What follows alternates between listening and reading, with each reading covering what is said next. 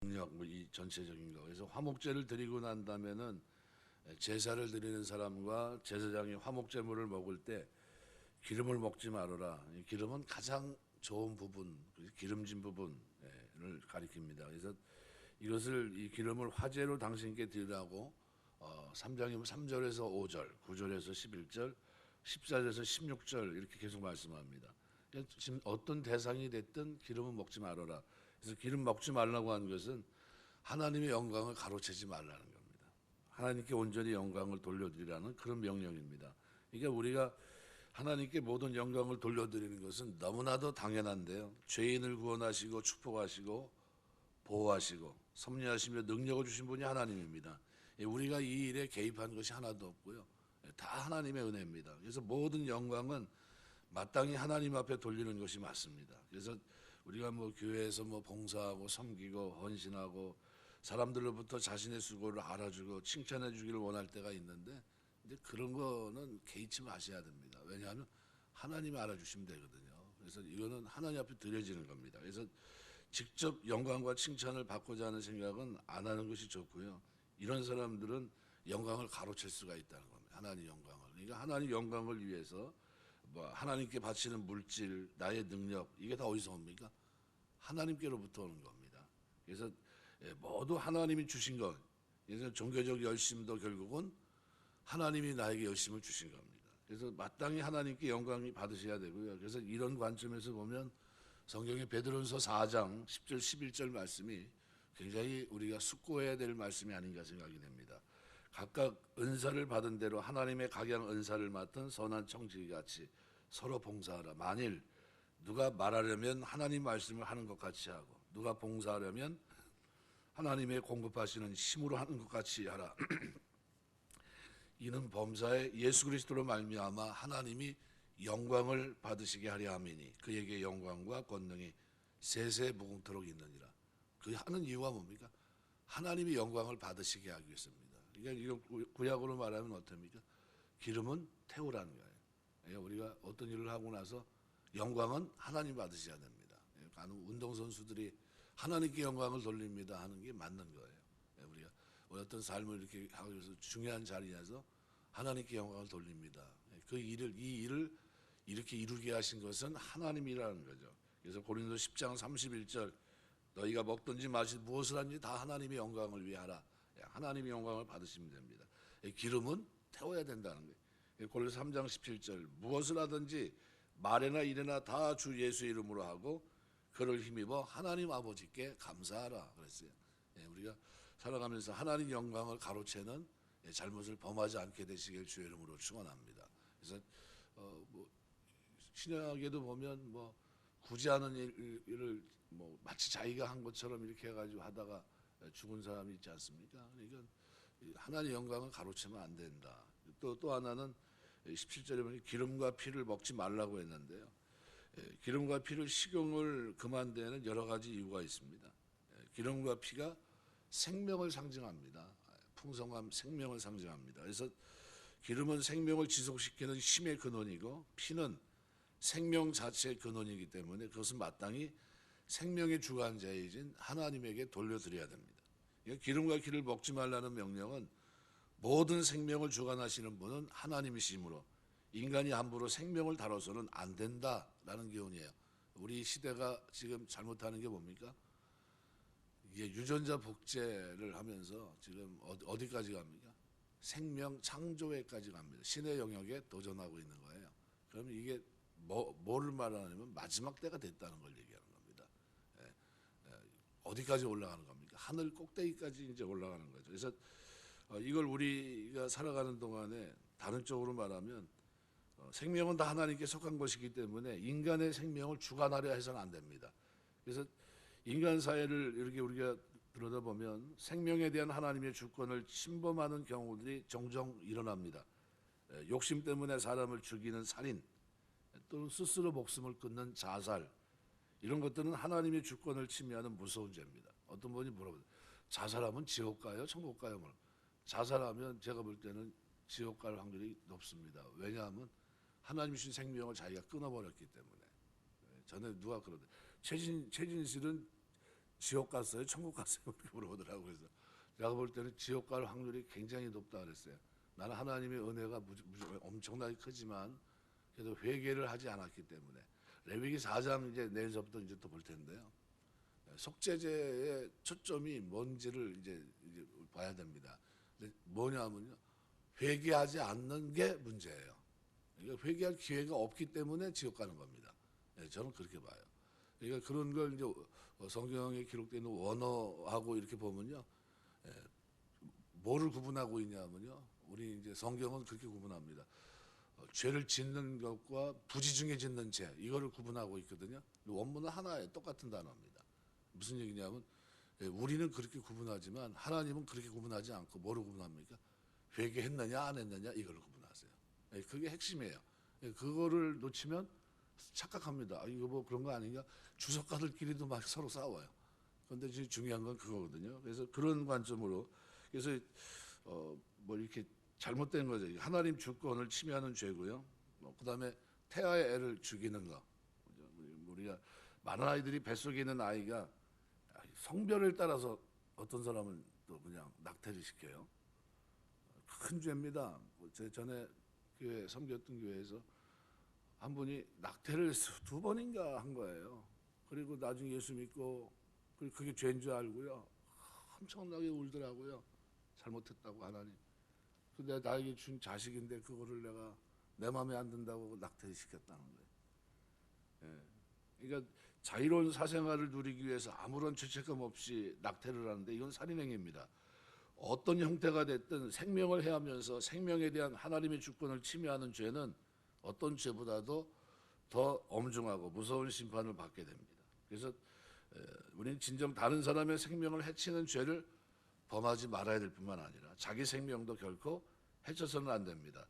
아직 세상에 태어나지 않은 뱃속의 생명이라 할지라도 그 생명의 주인은 하나님인 줄 알고 낙태와 같은 죄를 범해서도 안 됩니다. 우리는 진정 하나님을 모든 생명의 주로 고백하고 생명을 우리 스스로 주관하려고 하는 이 잘못을 범해서는 안 됩니다. 시편 36편 9절 보면 대저 생명의 원천이 주께 있사오니 주의 광명 중에 우리가 광명을 보리이다 그랬어요. 우리가 하나님의 모든 생명의 주가 되신다는 것을 고백해야 됩니다. 그 화목제를 우리가 지금 이제 마무리하면서 이제 지나가야 되는데요. 이 화목제는 이 공적인 측면에서 국가에서 법으로 어떤 정한 절기, 어떤 의무적인 화목제는 오순절밖에 없습니다. 그러니까 오순절 외에는 다 뭡니까? 발견되지 않아요. 그러니까 이것은 화목제가 사적인 제사의 형태를 띠고 있다는 거죠. 사적인 제사. 민수기 29장 39절에 따르면 잔치를 위한 자발적인 제사입니다. 역대하 7장 7절. 그러니까 절기 외에 특별한 공적 행사나 국가적 행사에서도 화목제를 풍성하게 드리긴 드렸는데 대부분 자발적인 성격을 띠고 있습니다. 뭐 민수기 7장이나 사사기 20장, 사무엘상 11장 15절 다 이런 구절인데요. 이 공적 행사는 뭡니까? 속죄제, 번제, 소제. 이때 아주 풍성히 드려졌는데 제일 끝은 뭡니까? 화목제를 드립니다. 화목제가 나중에 순서로 진행됐는데 근데 이 행사를 마무리하는 잔치 제사라고 보시면 됩니다. 우리가 피로연하지 않습니까? 결혼식을 하면 뭐 그런 건데 누구만 필요한 아무나 다 데려다 필요합니까? 아니면 관계된 사람들끼리 필요합니까? 예, 관계된 사람들끼리 필요하거든요. 똑같아요. 그러니까 중대한 공적 행사를 화목제 잔치와 더불어 마무리하는 것은 성대한 결혼식 후에 피로연에서 풍부한 음식을 나누고 잔치를 마무리하는 것과 비슷합니다. 지나가는 사람 불러다 그냥 할까요? 아니면 관계된 사람들끼리 합니까? 관계된 사람들, 자격이 있는 사람들, 흠 있는 사람들이 들어오면 돼요? 못 들어옵니다.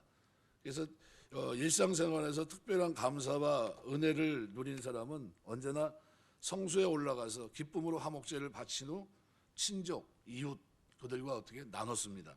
그래서 화목제의 종류가 3종류가 있어요. 감사제, 서원제, 자원제 또는 낙헌제라고 합니다. 이름이 다 달라요. 감사제 토다라는 말은 특별한 축복을 받는 걸 얘기하거든요. 어떤 예를 들면 어디 장거리 여행을 했습니다. 무사히 마쳤어요. 아브라함이 그 종을 그죠? 이제 보내서 이제 신부감을 데리고 오는 이 장거리 여행 아닙니까? 그랬어요. 그리고 난 다음에 잘 이제 무사히 도착했어요. 형통한 거 아닙니까? 이때 감사제 드립니다. 전쟁터에 무사히 돌아왔어요. 그리고 감사제 드려요. 죽음의 입에서 건져주신 하나님께 감사의 화목제를 드릴 수 있었습니다. 그러니까 죽을 병에서 회복됐습니다. 이 똑같아요. 특별한 축복으로 인해 감사의 화목제를 드린 겁니다. 그래서 감사의 화목제를 드릴 때는 당일의 고기를 모두 먹어야 됩니다. 레위기 7장 15절. 그러니까 감사의 기쁨이 충만한 순간에 고기를 남김없이 먹는 것이 바람직한 거다라는 뜻일 거예요. 그런데 서원제는 또 약간 다릅니다. 서원제 네데르라는 히브리 말은 서원을 이행한 후에 하는 거거든요. 그러니까 역시 감사로 드리는 화목제지만 하나님께 뭘 서원했고 바치는 것이 아니라 서원 기도가 응답돼서 감사함으로 자신이 서원한 내용을 이용할 때 그때 바치는 제사가 서원제입니다. 한나가 서원 기도를 하나님 앞에 드려요. 아들을 주신다면 아들을 성전에 봉헌하겠습니다. 맹세했습니다. 하나님이 아들을 주셨어요. 사무엘을 주셨습니다. 그래서 엘가나와 함께 감사의 소원 이행을 위해서 숫소 3마리와 밀가루 한 에바 22리터입니다. 22리터. 한 에바가 22리터거든요. 그리고 포도주 한 가죽 부대를 준비해서 실로 성전으로 향합니다. 사무엘상 1장 24절. 이거 어떤 사본에는 3년생 숫소 한 마리로 기록되어 있습니다. 그런데 이게 맞지 않아요. 그래서 소 한 마리당 밀가루 10분의 3 에바입니다. 그럼 6.6리터예요. 그럼 22리터면 몇 마리입니까? 3마리예요. 그러니까 민수기 15장 8절 9절. 그러니까 소 한 마리당 밀가루 10분의 3 에바 6.6리터가 수반되기 때문에 1에바는 밀가루 양으로 볼 때 3마리입니다. 그러니까 숫소 3마리 용도는 감사 번제는 물론 감사를 위한 서원의 화목제로 포함되어 있기 때문에 엘가나가 재력가라고 한다면 3마리를 드렸는데 어떻게 드린 겁니까? 한 마리는 번제로, 2마리는 화목제로 드린 겁니다. 그러면 이건 어떤 잔치입니까? 큰 잔치죠. 아주 성대한 잔치입니다. 그러니까 서원의 화목제는 감사의 화목제와 달리 이튿날까지 고기를 먹도록 허용되어 있습니다. 레위기 7장 16절 17절. 그 다음에 자원제 또는 낙헌제라고 나옵니다. 이것도 다 화목제의 형태인데요. 네다바라는 히브리 말인데요. 개역 개정 성경에서는 자원예물, 그죠? 레위기 7장 16절 또는 낙헌제물, 민수기 15장 3절 이렇게 부릅니다. 그러니까 네다바라는 이 화목제는 자원제물로 통일되는 것이 맞는데요. 이 자원의 화목제는 특별한 일이 없어도 단순히 이제 어떻게 길을 가는데 갑자기 하나님 은혜가 너무 감사한 거예요. 이 생각이 나고 이게 어떻게 해요? 너무나 이게 크게 느껴져서 자원에서 드리는 화목제입니다. 우리 일상 속에서 우리가 늘 드리는 가운데 어떤 감사가 있어요? 범사에 감사하는 거예요. 그러니까 자발적인 감사합니다. 뭘 느껴서요? 생활 속에서 감사를 느껴서 드리는 예물입니다.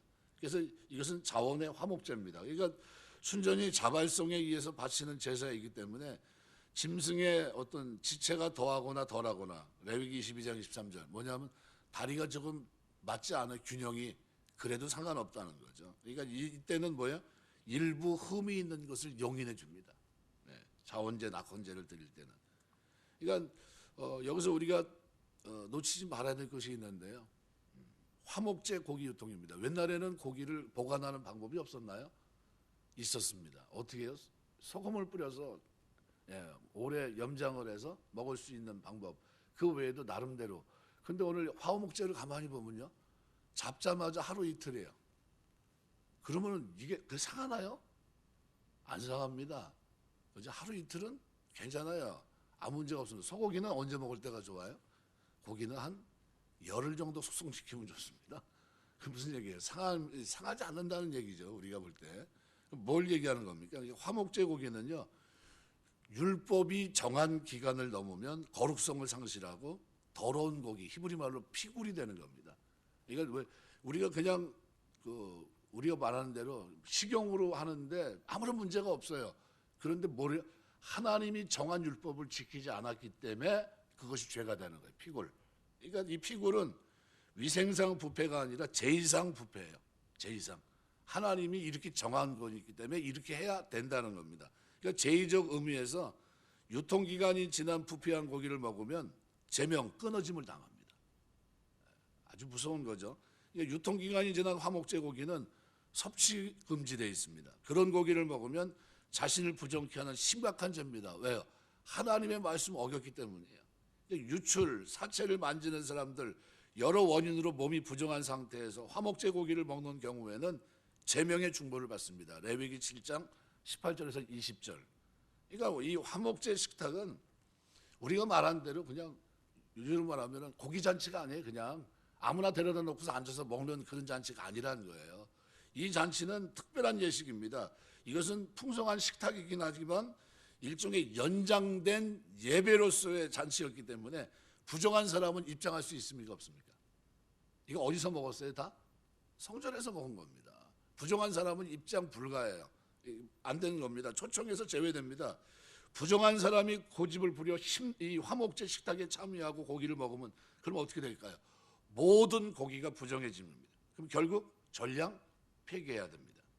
그러니까 그 사람은 제명의 중보를 또 면치 못합니다.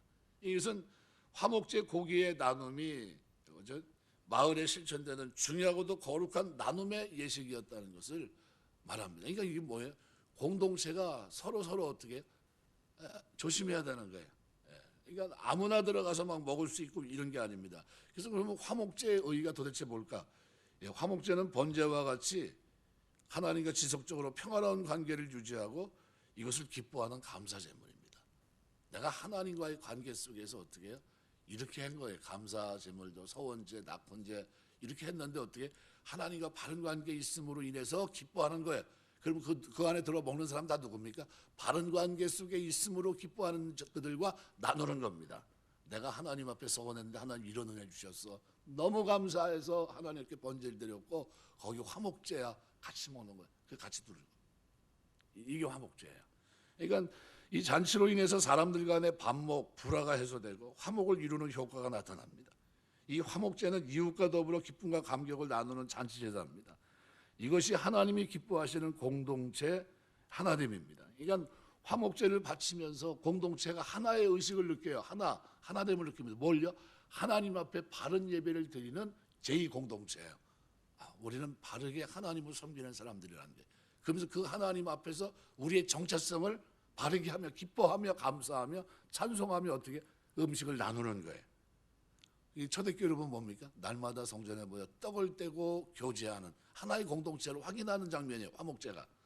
그러니까 그런 모습입니다. 그러니까 이 화목제는 공동체 하나됨과 사람과 사람 사이의 화목을 이끄는 중요한 제사입니다. 어떤 종류의 화목제든 간에 감사함으로 하나님께 번제를 드린 후에 화목제를 드려져서 남은 고기 대부분을 사람들이 기뻐하고 나누어 먹은 것으로 보입니다. 화목제는 오늘날 예배에 중요한 교훈을 줍니다. 어떤 교훈을 줍니까? 예배의 번제적인 요소, 하나님을 향한 수직적인 경배만이 강구되는데 그런데 그거 이상으로 더 중요한 것이 있는데 뭡니까? 사람들 간의 수평적인 교제, 바로 화목입니다. 성령 안에서 하나됨을 지키는 거예요. 힘써 지키라는 거예요. 우리 공동체가 정체성을 바르게 하는 게 하나님 앞에 감사, 찬송, 말씀 앞에 순종하는 공동체라는 것을 서로 피부로 느끼면서 껴안고 있는 거예요. 같이 먹으면서, 같이 찬송을 하면서, 같이 기뻐하면서. 그러니까 예수 그리스도 안에서 성취된 제사의 정신은 예배를 통해서 나타나는 거예요. 그래서 찬송 부를 때 그게 나타나는 거예요. 찬송 부를 때 신나게 하시게 주의 이름으로 축원합니다. 아주 기쁘게 찬양해야 돼요. 근데 이건 뭐 잘못 왔나? 그러면 안 돼요. 그 잘못한 게 제대로 왔는데 내가 정신이 덜 들어서 그런 거예요. 같이 손들 때 손을 같이 들어야 되는데 멀뚱멀뚱하고 있으면은 아직 내가 은혜가 덜 차서 그런 겁니다. 같이 손이 번쩍 들려야 되는 겁니다. 기도할 때도 마찬가지고. 그래서 예수님은 예배에 앞서 성도들까지 나눔과 화해를 크게 강조하셨는데요. 그래서 우리 알고 있는 마태복음에 보시면은 5장에 23절, 24절에 이렇게 표현합니다. 그러므로 예물을 제단에 드리려다가 거기서 내 형제에게 원망 들을 만한 일이 있는 것이 생각나거든. 예물을 제단 앞에 두고 먼저 가서 형제들과 화목하고 그 위에 와서 예물을 드리라.